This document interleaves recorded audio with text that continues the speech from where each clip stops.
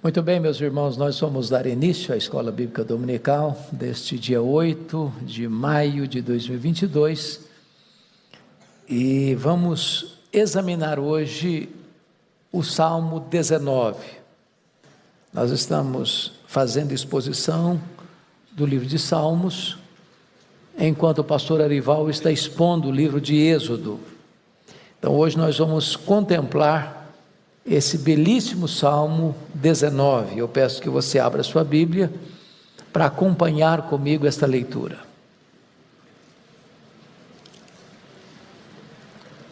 Está escrito o seguinte: os céus proclamam a glória de Deus, e o firmamento anuncia as obras das suas mãos. Um dia discursa a outro dia, e uma noite revela conhecimento a outra noite. Não há linguagem, nem há palavras, e deles não se ouve nenhum som. No entanto, por toda a terra se faz ouvir a sua voz, e as suas palavras até os confins do mundo. Aí pôs uma tenda para o sol, o qual, como noivo que sai dos seus aposentos, se regozija como herói a percorrer o seu caminho. Principia na extremidade dos céus, e até a outra vai o seu percurso, e nada refoge ao seu calor. A lei do Senhor é perfeita e restaura a alma. O testemunho do Senhor é fiel e dá sabedoria aos simples.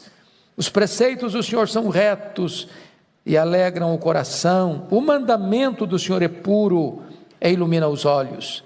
O temor do Senhor é límpido e permanece para sempre. Os juízos do Senhor são verdadeiros e todos igualmente justos.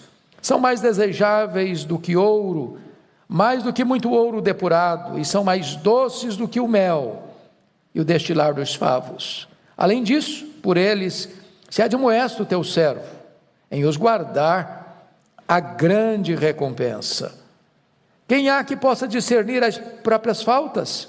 Absolve-me das que me são ocultas. Também da soberba guarda o teu servo, que ela não me domine. Então serei irrepreensível e ficarei livre de grande transgressão. As palavras dos meus lábios e o meditar do meu coração sejam agradáveis na tua presença, Senhor, rocha minha e redentor meu. Amém. Eu quero então conversar um pouco com vocês hoje sobre o tema A Poderosa Voz de Deus. Bom, o mundo conheceu grandes oradores que tornaram-se notórios pelos seus discursos eloquentes, inflamados, profundos. Poderíamos relembrar aqui de Demóstenes, o maior orador grego. Poderíamos recordar aqui Cícero, o grande orador romano. Poderíamos trazer à memória esclarecida de vocês João Crisóstomo, pai da igreja, conhecido como Boca de Ouro. Ou poderíamos pensar no grande orador lusitano que viveu na Bahia, Antônio Vieira, e outro baiano, Rui Barbosa. Estes foram notórios grandes oradores. Mas certamente ninguém na história da humanidade consegue superar o próprio Deus na sua eloquência. E esse salmo trata da eloquência de Deus, da poderosa voz de Deus. Se as obras de Deus descrevem com beleza singular, com eloquência ímpar, o seu poder, a sua palavra escrita, ela descreve de forma singular a grandeza incomparável da graça de Deus. A revelação natural fala do poder de Deus, enquanto a revelação escrita fala da graça de Deus. A revelação natural é dirigida aos olhos, a revelação escrita é dirigida aos ouvidos. E esse salmo começa dizendo: os céus proclamam a glória de Deus, e o firmamento anuncia as obras das suas mãos. Aqui está uma declaração fenomenal, porque O que seriam os céus? Talvez é uma palavra que resume, que sintetiza o que nós chamamos hoje de universo. E o que é universo? A Bíblia nos fala que no princípio criou Deus os céus e a terra. Está falando aqui de espaço, está falando aqui de matéria, está falando aqui de tempo. Hoje nós sabemos quão vasto é o universo. Quanto mais a ciência avança, mais extasiados ficamos com a grandeza incomparável do nosso Deus. Este universo tão vasto, tão insondável, com leis tão precisas, com movimentos tão harmônicos, é hoje sabido, tem mais de 93 bilhões de anos-luz de diâmetro, e tudo isso Deus criou para o louvor da sua glória. A matéria não é eterna, o mundo não surgiu espontaneamente, o mundo não é resultado de uma mega explosão cósmica, o mundo não é fruto de uma evolução de milhões e milhões de anos, o mundo foi criado pela palavra onipotente do Deus Todo-Poderoso. Então, nós temos aqui duas testemunhas de Deus. Primeiro, a natureza. Segundo, as Escrituras.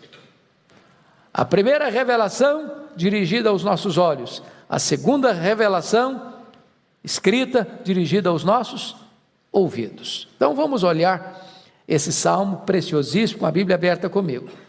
Primeiramente vamos olhar aqui, são duas divisões claras, do verso 1 ao verso 6, a revelação natural, do verso 7 ao 14, a revelação especial.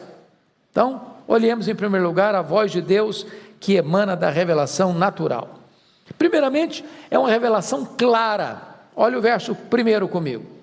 Os céus proclamam a glória de Deus, e o firmamento anuncia as obras das suas mãos. Então, quando ele está falando céus, está no plural, ele está falando desse céu que você enxerga, ele está falando do céu sideral, que somente através de grandes instrumentos de ampliação você consegue ver, e ele está falando do céu, que nós chamamos do terceiro céu, o trono e a habitação de Deus.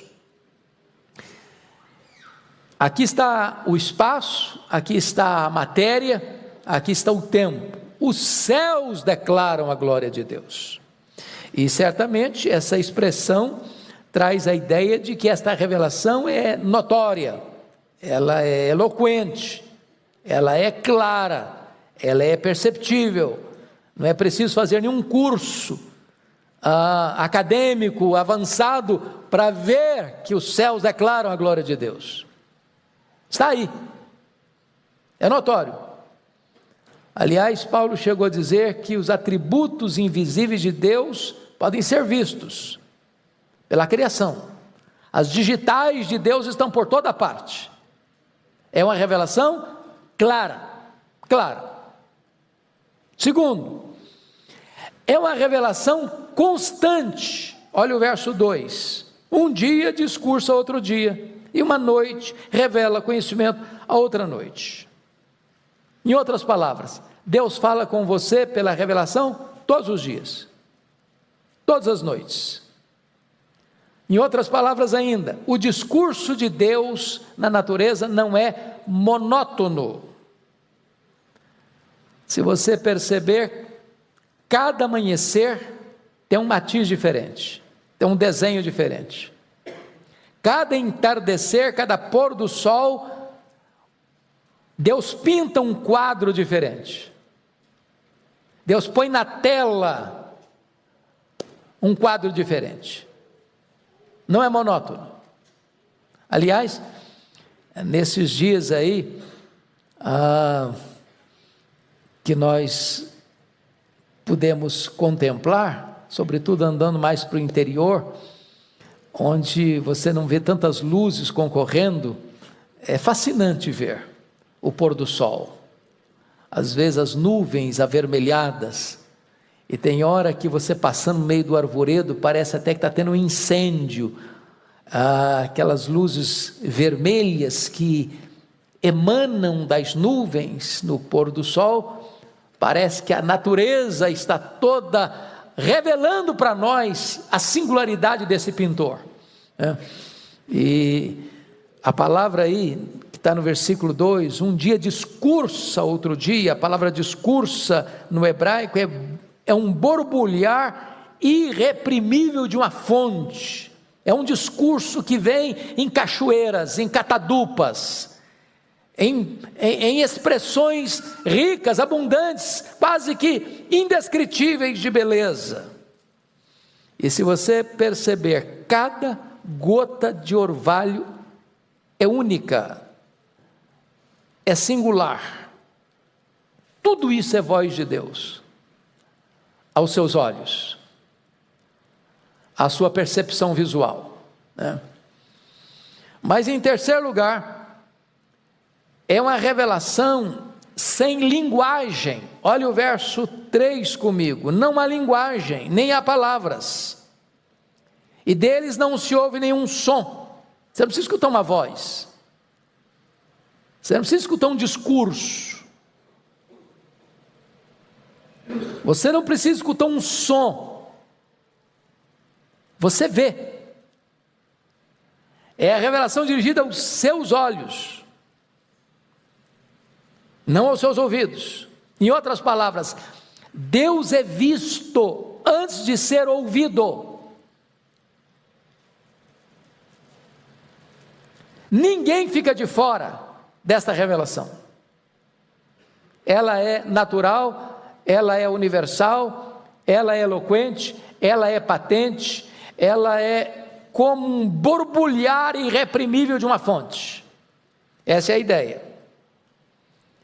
Mas em quarto lugar, ela é uma revelação universal. Olha o verso 4 comigo. No entanto, por toda a terra se faz ouvir a sua voz, e as suas palavras até os confins do mundo, né?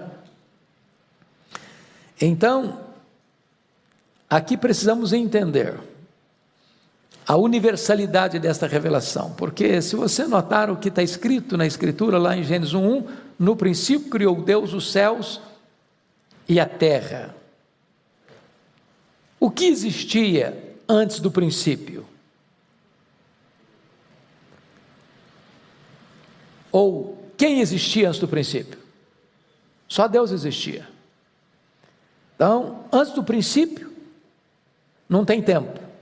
Antes do princípio, não tem história. Antes do princípio, não tem matéria. Antes do princípio, não tem criação. Antes do princípio, só Deus existia, porque só Deus é eterno. Quando dá o primeiro soar do ponteiro do tempo, Deus cria. E Deus cria sem matéria pré-existente. Todo o universo. E Deus cria em 6 dias. E Deus cria tudo. E Ele está mostrando para nós que as digitais do Criador podem ser vistas, e são. Só quem não tem olhos para não ver. Por exemplo, a beleza de Deus nas nuvens que dançam sincronizadamente ao soprar do vento, ou a beleza do Criador em cada matiz das flores, de cada pétala aveludada, de cada pássaro que gorjeando rasga os ares com as suas asas alígeras, ou dos regatos que deslizam mansamente prenhes de cardumes, ou dos mares piscosos, ou das montanhas soberbas empinadas aos céus, ou dos vales profundos, ou a beleza do Criador no sorriso de uma criança.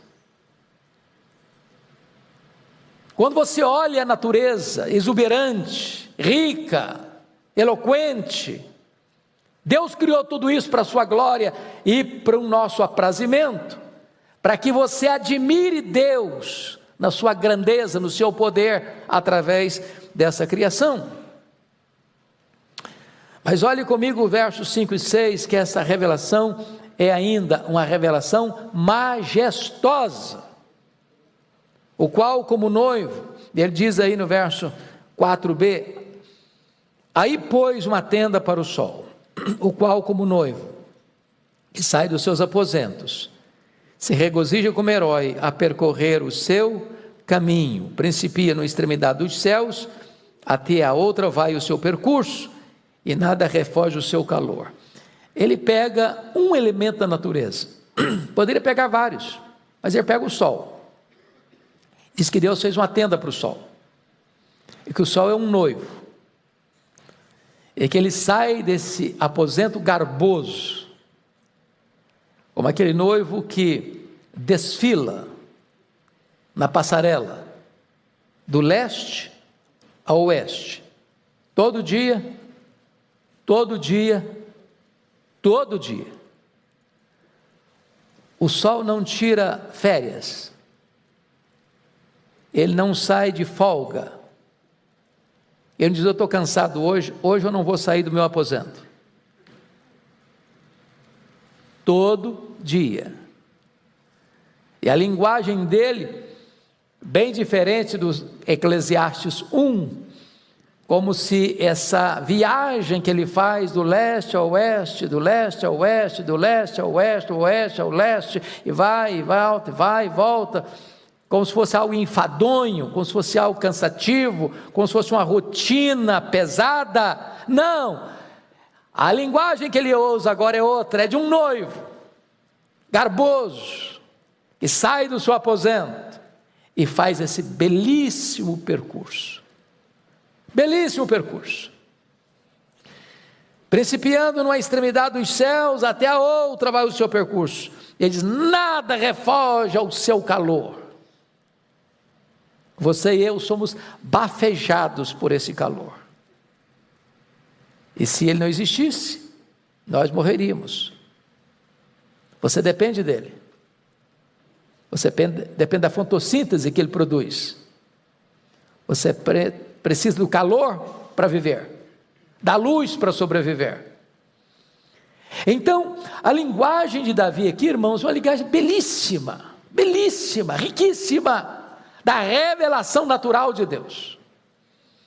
Eu não sei se você é alguém que admira a natureza, aprecia a natureza, vê Deus na natureza.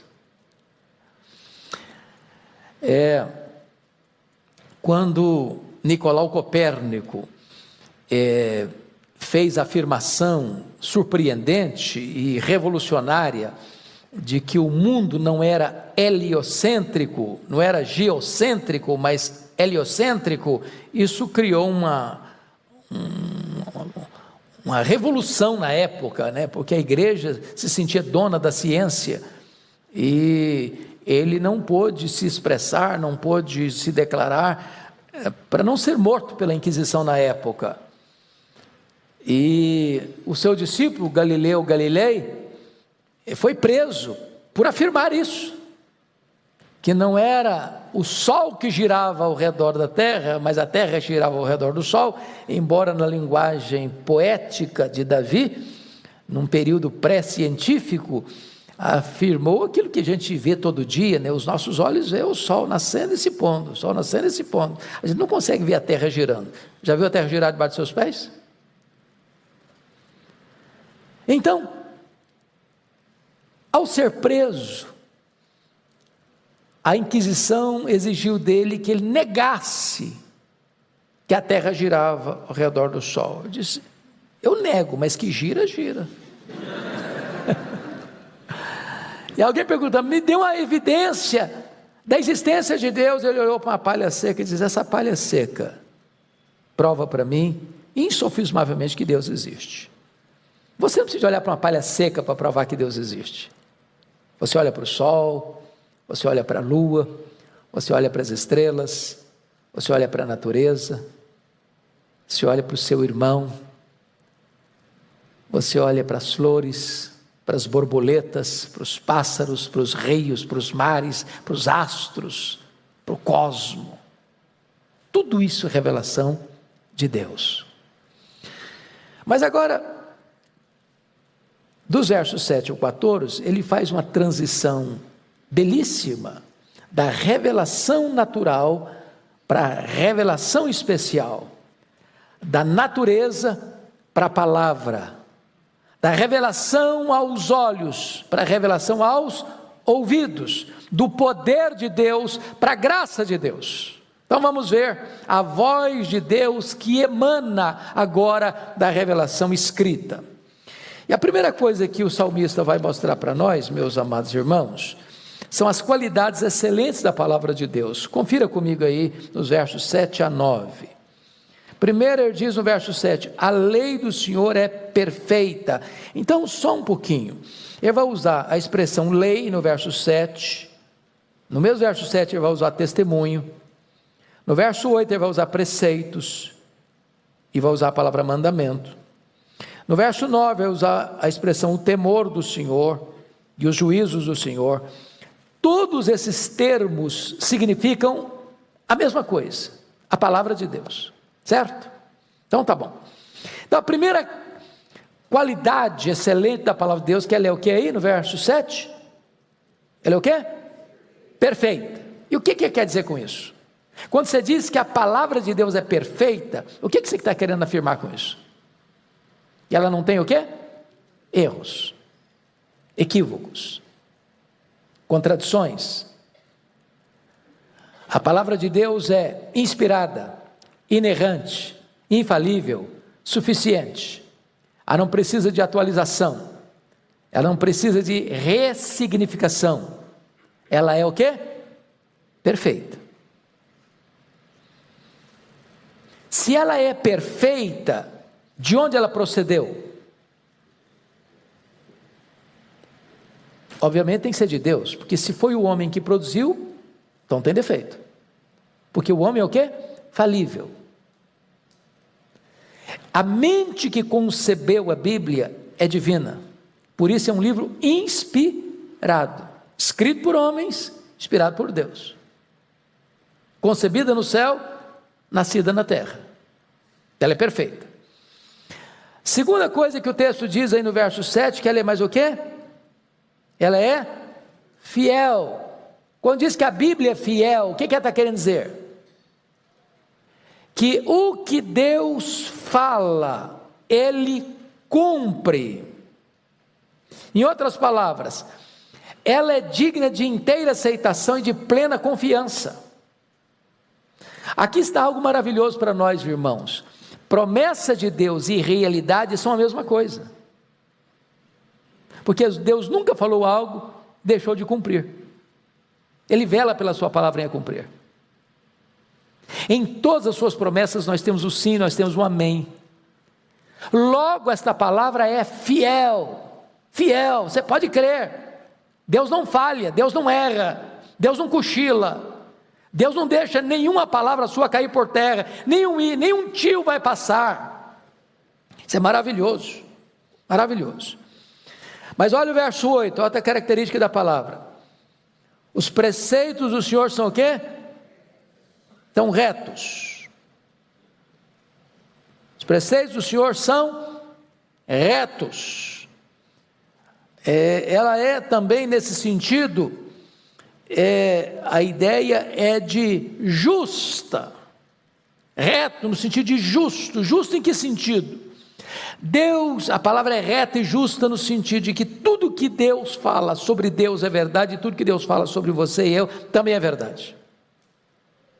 Deus não maqueia, Deus não doura a pílula, Deus não fantasia, Deus não faz propaganda falsa, nem sobre Ele, nem sobre nós. A realidade é nua e crua, é honesta, é justa, é verdadeira, é reta. Mas a quarta virtude das Escrituras está aí no verso 9, 8 ainda. O mandamento do Senhor é o quê? Puro, puro. A palavra é pura, no sentido de que não tem nenhuma contaminação. Não tem nada nela que você, não, isso aqui tem que ir devagar, isso aqui não é bem assim. Isso aqui é um exagero, isso aqui é uma falta. Mas ela não é só pura, ela purifica. De que maneira poderá o jovem guardar puro o seu caminho? Observando-o segundo a tua palavra. Então ela não só tem a característica de ser pura, mas ela tem o poder de purificar. Em outras palavras, quando você lê a palavra lê você. Quando você examina a palavra, ela examina você. Quando você mergulha nela, ela mergulha em você. É por isso que ela é pura e purifica. Mas, no versículo 9, está escrito que o temor do Senhor é límpido, traz a ideia de puro de novo, e os juízos do Senhor são verdadeiros. Não, versículo 9, o temor do Senhor é límpido e permanece o quê? Dessa palavra o que mais? Eterna. Oh, meus irmãos, isso é maravilhoso. Sabe por quê? Porque, veja bem, nós temos de vez em quando surgindo as correntes filosóficas, né? Você tem aí o racionalismo, o iluminismo, o empirismo, o positivismo, o existencialismo, e tantas outras correntes que vão surgindo, né? Vão surgindo. Aí levanta um filósofo e propõe uma ideia, e outro levanta outro filósofo e propõe outra ideia combatendo aquela, e aí nós vamos trocando de filosofias ao longo da história. A humanidade vai abraçando uma, rejeitando outra, abraçando uma, rejeitando outra. Levanta alguém e diz, não, agora a Bíblia acabou, porque levantou alguém aí, levantou uma tese, levantou uma proposta, inventou uma teoria que vai desbancar a Bíblia, e aí essas filosofias entram em colapso, os pensamentos se perdem na poeira do tempo, os pensadores são esquecidos, e a Bíblia continua sendo o quê? A mesma. Achei muito engraçado quando o Richard Dawkins, que é chamado o patrono dos ateus da atualidade, escreveu o livro Deus um delírio. Ah, que barulho, que ruído, né? Deus um delírio. Procure o livro Deus um delírio nas livrarias hoje. Estão fazendo desconto assim, preço de banana, porque ninguém compra mais. Ninguém quer mais. Passou, o barulho passou. E a Bíblia está sendo cada dia mais impressa, mais impressa, mais impressa, mais impressa. Não adianta, ela é eterna. Não é apenas a opinião de homens, é a palavra de Deus, ela é eterna, ela não vai passar. Passa o céu, passa a terra, ela não vai passar, ela é eterna. Essa é a ideia aqui. Bendito seja Deus. Bom, essas são as qualidades. Agora vamos ver quais são os efeitos da palavra de Deus. Confira aí no versículo 7 ainda, ela faz o quê? Restaura a alma. Oh, irmãos, que coisa preciosa é a palavra de Deus, ela restaura a alma. Deixa eu fazer um checklist aqui. Quem aqui já passou por um tempo de angústia mesmo, assim, né, que é troço de parecer que você ia ser moído, né, o triturador, e você foi para a Bíblia machucado e encontrou restauração? Quem já teve essa experiência aqui? Restaura a alma. Restaura. Pega o cara mais quebrado, mais machucado, mais ferido, mais amassado pela vida, e Deus vem, levanta, cura, renova. O poder da palavra de Deus. Ela é luz, ela é remédio, ela é fogo, ela é martelo, ela é espada, ela é espírito e vida, ela tem vida em si mesma. Miguel Riso, que foi um ilustre pastor presbiteriano, escreveu um livro chamado Sozinha. Alguém já leu esse livro aqui? Sozinha, Miguel Riso? Não estou vendo ninguém. Esse livro talvez, não tem mais, mas se você for para a internet, talvez você consiga, sozinha. Foi pastor da Igreja Unida de São Paulo. Foi um dos maiores oradores da Igreja Presbiteriana de todos os tempos. E esse livro conta a história de um comportor é o vendedor de Bíblia ambulante, que chegou numa fazenda de Minas Gerais e vendeu uma Bíblia para um fazendeiro, numa vila que tinha. E o fazendeiro era analfabeto, mas tinha um dos seus funcionários que sabia ler. E ele chamou o funcionário para ler aquele livro da capa preta. E o fazendeiro se converteu, a família dele se converteu, e os funcionários dele se converteram. E não tinha pregador, não tinha ninguém para ensinar. Mas o funcionário era convidado, e as pessoas eram convidadas para ler aquele livro. E na medida que o livro ia sendo lido, as pessoas iam se convertendo. E toda aquela vila se converteu com a leitura do livro. Ela tem vida em si mesma. Ela restaura a alma. Bom, segundo lugar, olha o versículo 7 ainda. Ela dá sabedoria aos simples. Você sabe que conhecimento e sabedoria são coisas distintas.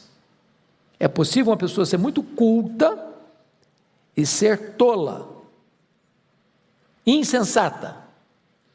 E é possível uma pessoa ser semi-analfabeta e ser sábia. O que é sabedoria? A palavra sabedoria, tanto no hebraico quanto no grego, é olhar para a vida na perspectiva de Deus, é ver a vida como Deus a vê.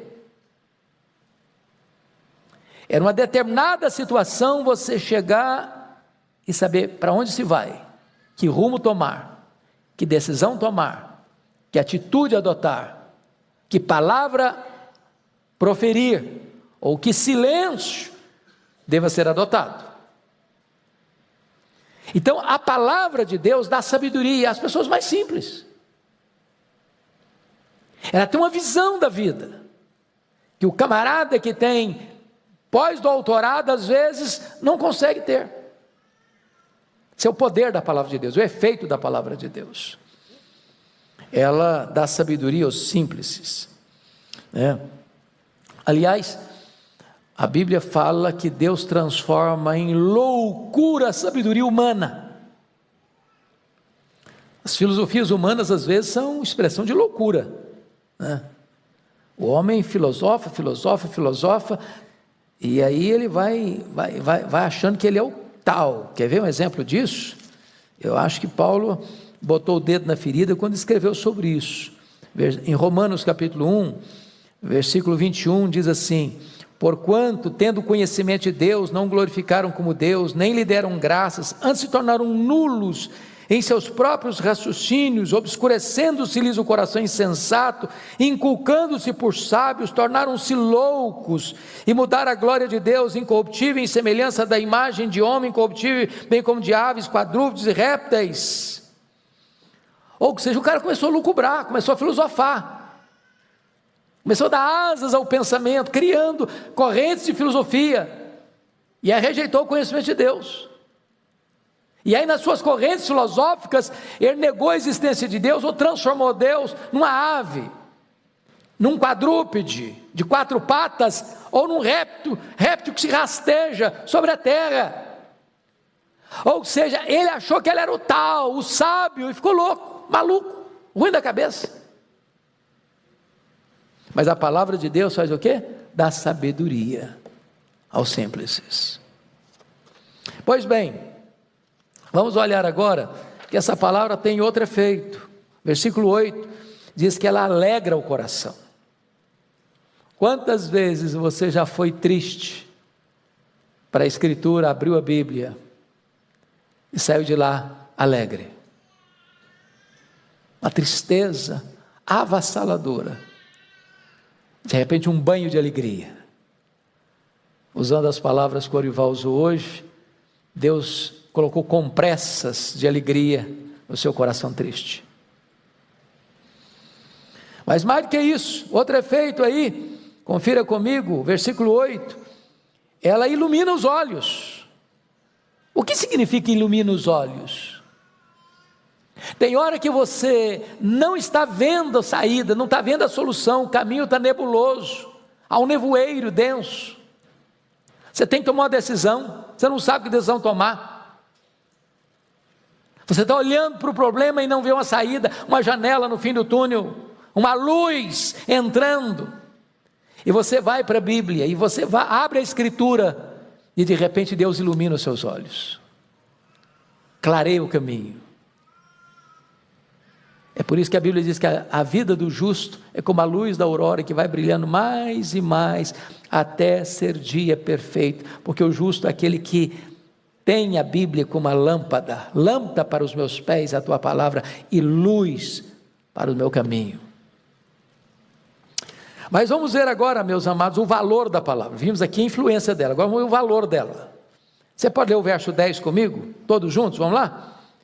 São mais desejáveis do que ouro, mais do que muito ouro depurado, e são mais doces do que o mel destilar dos favos. Então ele usa aqui duas metáforas, a metáfora do ouro depurado, que não é ouro só, não é ouro depurado, ouro fino, ouro puro, ouro nobre, ouro da melhor qualidade, e usa o alimento mais conhecido da época, sobretudo em Israel, ou melhor, que é o mel. Então ele vai dizer que a palavra é melhor do que riqueza, e a palavra é melhor do que alimento. A palavra é melhor do que a melhor riqueza, e a palavra é melhor do que o melhor alimento. Esse é o valor dela. O homem pode ter riqueza, se ele não tem o discernimento da Escritura, da palavra, ele pode, com toda aquela riqueza, mergulhar sua alma num pântano de desespero, de loucura. Vocês acham que os homens ricos e os mais ricos, sem Deus, eles encontraram o sentido da vida? Quantas pessoas riquíssimas dão um tiro na cabeça? Quantas pessoas riquíssimas promovem as causas mais perversas? Quantas empresas multinacionais poderosíssimas promovendo causas que destroem e não causas que edificam? Mas se você tem o conhecimento da Escritura, isso é melhor que dinheiro. O dinheiro não faz o homem em si mesmo feliz, mas conhecer a palavra sim. O dinheiro em si mesmo não constrói uma família bem-sucedida, mas a palavra sim. Ela é melhor que riqueza. Você pode ter a sua casa farta de carnes nobres, e a sua casa ser um inferno. Mas se você tem a palavra, você pode ter um prato de hortaliças e ter paz. Melhor do que alimento. Não é retórica não, isso é fato. É fato.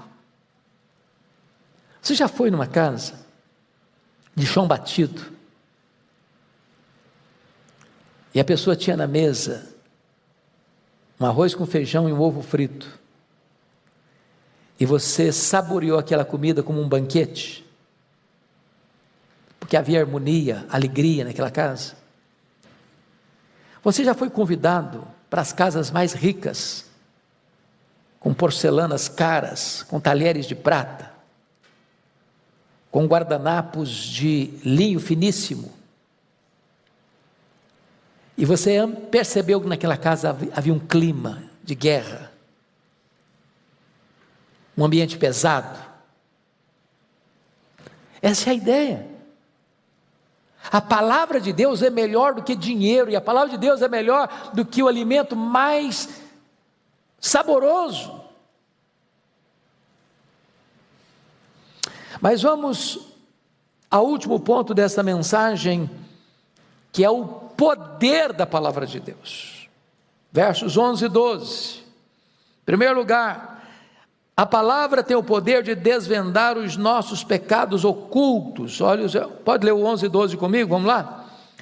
Além disso, por eles, se admoesta o teu servo, em os guardar a grande recompensa. Quem há que possa discernir as próprias faltas? Absolve-me das que me são ocultas. Primeira coisa, amados irmãos, a palavra tem esse poder de desvendar os nossos pecados ocultos. Há pecados que nós cometemos e nem sabemos que cometemos. A gente nem sabia que aquele negócio era pecado. À medida que você vai lendo a Bíblia, Deus vai convencendo você, porque você vai tendo mais entendimento, mais compreensão de quem é Deus, do que Ele requer de você, do padrão de vida que Ele tem para você. Então preste atenção nisso. A pessoa que acha que está vivendo uma vida muito boa, que Ele é o padrão da excelência, que Ele é o suprassumo da vida espiritual, via de regra, são as pessoas que não conhecem a palavra de Deus. Ninguém consegue ser um estudioso verdadeiro da Bíblia, não no sentido técnico, acadêmico, mas no sentido devocional, e ter o narizinho empinado. É por isso que as pessoas que mais choram pelos seus pecados, ou lamentam os seus pecados, ou confessam os seus pecados, não são as pessoas que mais pecam, são as pessoas que mais intimidade com Deus têm. Leia sua Bíblia e você verá isso. Não foi esta a postura de Isaías? Ai de mim, Senhor, eu estou perdido. Sou um homem de lábios impuros e habito no meio de um povo de impuros lábios. Não foi esta a postura de Jó, quando contempla Deus? Eu te conheci só de ouvir, agora os meus olhos te veem, por isso eu me abomino no pó e na cinza. Não foi esta a posição de Pedro: afasta de mim, Senhor, eu sou um pecador. Não foi esta a postura de Paulo: miserável homem que eu sou, quem me livrará do corpo desta morte? Não foi esta a postura de João, que caiu como morto aos pés do Senhor? Então, quando você vê um crente assim, que acha que ele é o tal, que ele sou narizinho empinado, peito estufado, está vivendo na penumbra, está longe da luz. Se você apagar a luz e virar escuro aqui, você pode tornar uma lata de piche no chão, ninguém vai ver. Mas se você acender a luz até essa parede branca, aí você vai ver a impureza nela. Na medida que você vai lendo a Bíblia, Deus vai trazendo à tona, Deus vai revelando coisas que você achava que não tinha nada a ver, passa a ter a ver.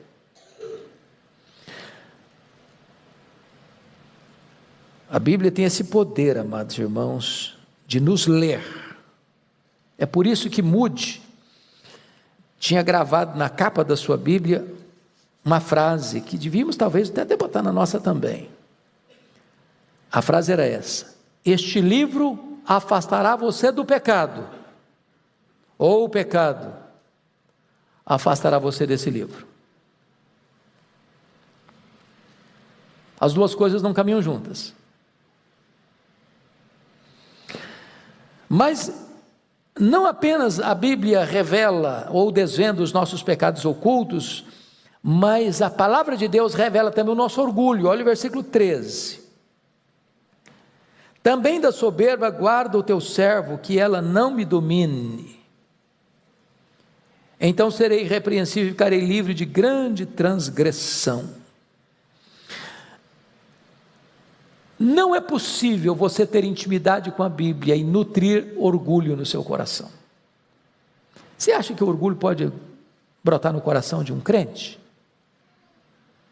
De um salvo? Irmãos, o orgulho visitou o coração de um anjo, e aí virou demônio. O que poderia trazer orgulho?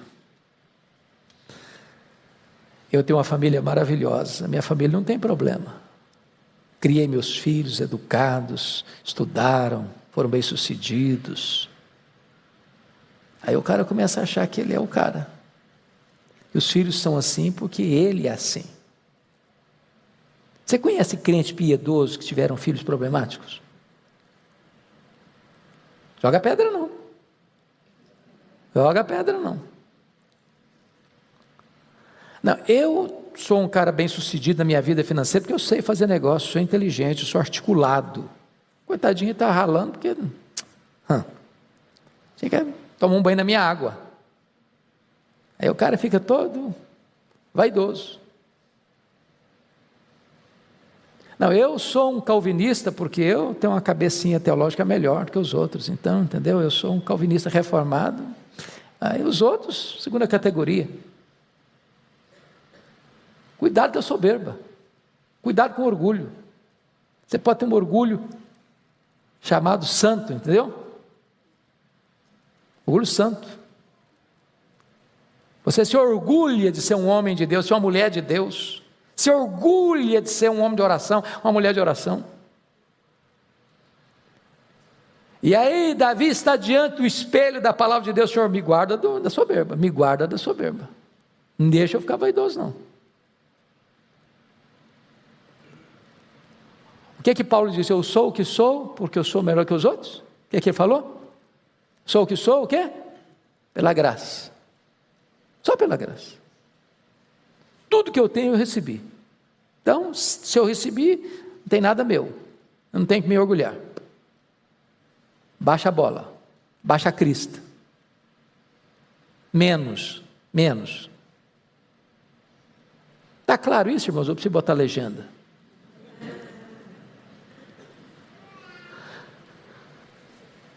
Terceiro lugar, o que a palavra de Deus tem como poder? Ela gera em nós desejos elevados. Olha o último versículo. Ela gera em nós desejos o quê? Elevados. Pode ler o versículo 14 comigo? As palavras dos meus lábios e o meditar do meu coração sejam agradáveis na tua presença, Senhor, rocha minha e redentor meu. Há duas coisas aqui que merecem destaque: palavras faladas e desejos secretos. Porque às vezes as nossas palavras são bonitas, mas o que está lá no recesso do coração não é tão bonito assim não. Você já ficou chocado com você? De vez em quando, até escandalizado. A gente consegue maquiar aos olhos das pessoas. Às vezes as pessoas admiram não quem nós somos, mas quem nós aparentamos ser. Eu nunca me esqueço.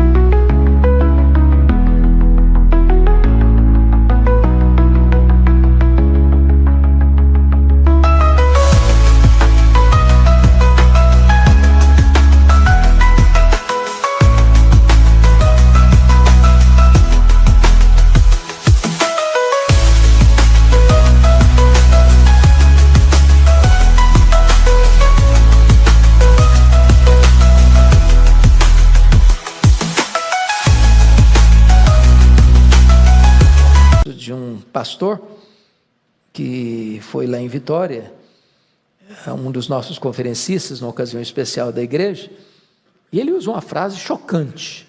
Ele disse assim: se a minha mulher me conhecesse como Deus me conhece, ela não ficaria casada comigo nem um mês.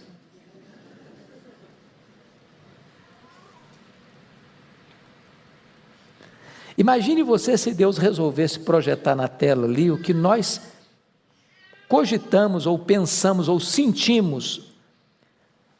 Hoje são 8, só nessa semana. Você se sentiria confortável aqui dentro? Se Deus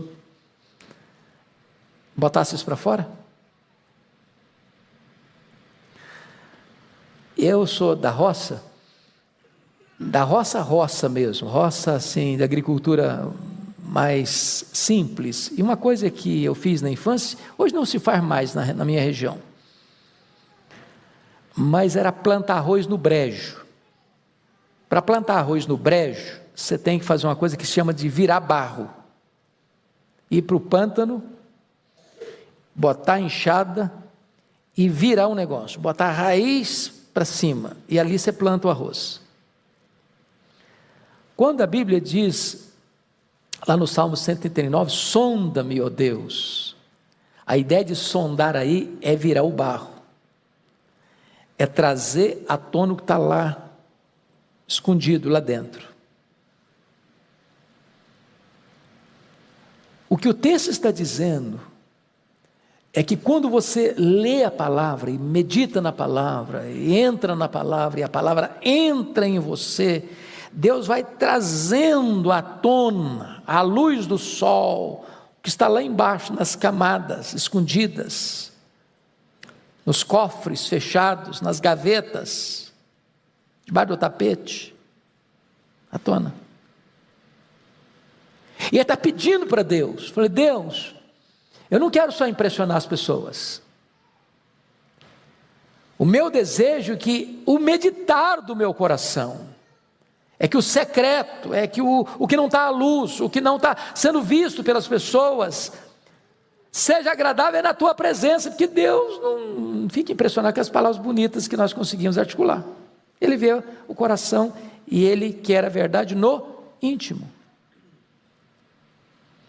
Ele está dizendo que o poder da palavra é que a palavra de Deus, ela penetra em você e purifica de dentro para fora, não maqueia, não é verniz, não é esmalte, não é blush,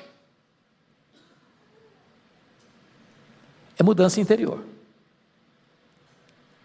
Que a meditação do meu coração e as palavras dos meus lábios sejam agradáveis diante dos homens? Não, sejam agradáveis na tua presença. E ele fecha o Salmo 19, não apenas com a revelação natural, com a grandeza do universo, e não apenas com a riqueza da revelação escrita, a palavra, mas ele encerra o Salmo com o Deus da criação e com o Deus da palavra. Quando ele diz assim, seja agradável na tua presença, Senhor, rocha minha e redentor meu.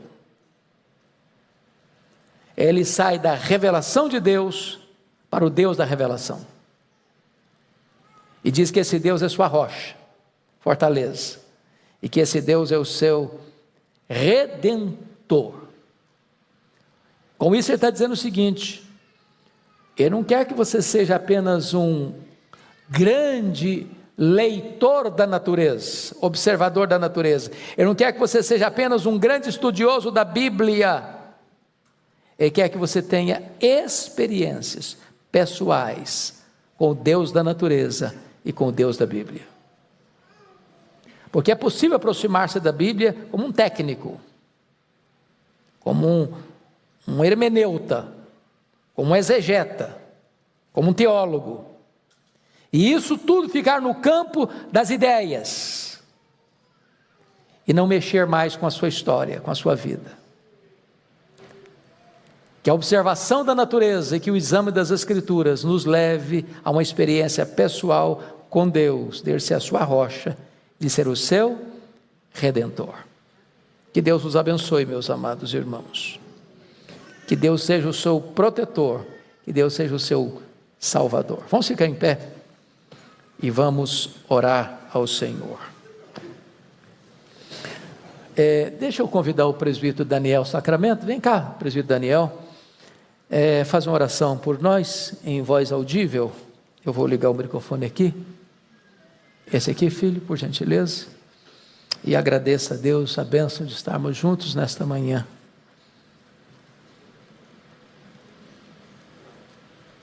Ore por nós, querido. Pai de amor, muito obrigado, Senhor Deus, por esses momentos preciosos na Tua presença nesta manhã. Muito obrigado porque podemos ouvir a Tua voz.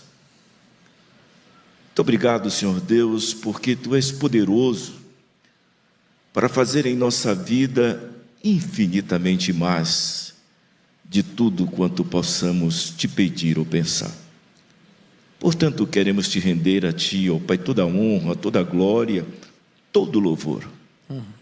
Agora, ó Pai, que saímos daqui não apenas como mero ouvintes, mas que sejamos praticantes da Tua palavra. Amém, Senhor. E que as palavras dos nossos lábios, o meditar do nosso coração, sejam verdadeiramente agradáveis na Tua presença. E que possamos, ó Pai, fazer diferença onde quer que Tu nos coloques, ó Pai.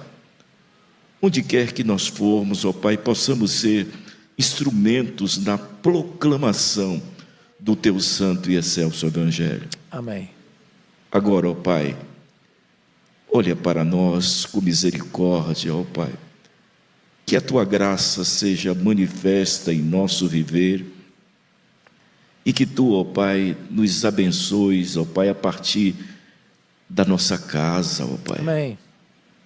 Que possamos ser instrumentos úteis, ó Pai, para o engrandecimento do Teu reino, a começar do nosso lar, da nossa família, ó Pai. Amém.